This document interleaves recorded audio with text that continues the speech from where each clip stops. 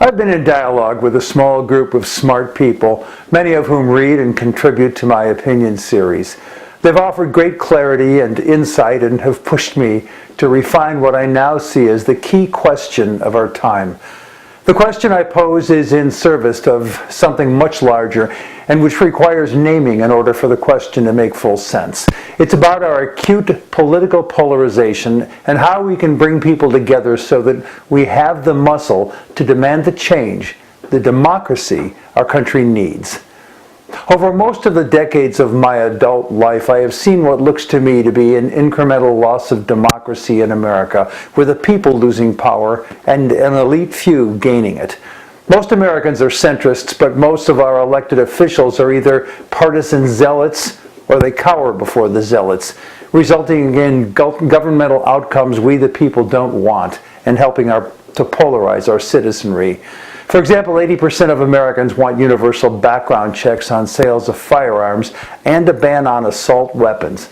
But the legislative crazies and the powerful, well-funded lobbying groups ensure that there is never even a vote on the issue.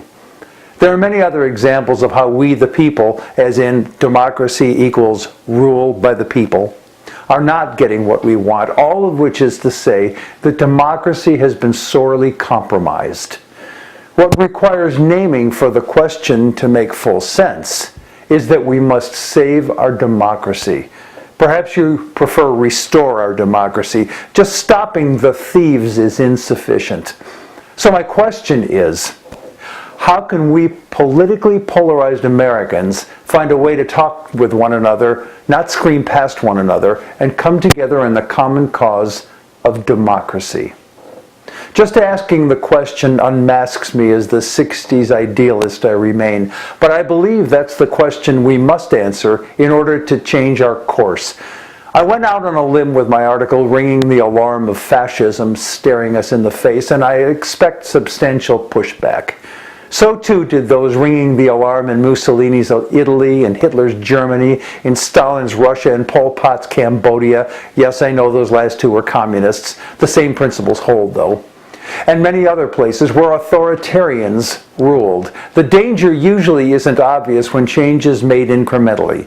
But now, you need only look at the cabinet and advisor picks of our president-elect, match that with his extremist promises, flagrant lies, pathological need to be powerful, his thin skin and cruelty, his obvious contempt for our laws and the Constitution, and you should be able to see the fascist freight train at the other end of the tunnel barreling down on us. It's possible that you don't and won't share my view of the dire future we face if we sit back and let others make our decisions for us. That's okay, because you likely share my view that we have lost key elements of democracy and that we have to re-secure them or we will lose all. Abraham Lincoln said it best, "A house divided against itself cannot stand." We must stand together, righties, centrists, and lefties, if we are to restore our democracy. So, back to my question. How can we politically polarized Americans find a way to talk with one another, not scream past one another, and come together in the common cause of democracy? I'm Jack Alshuler.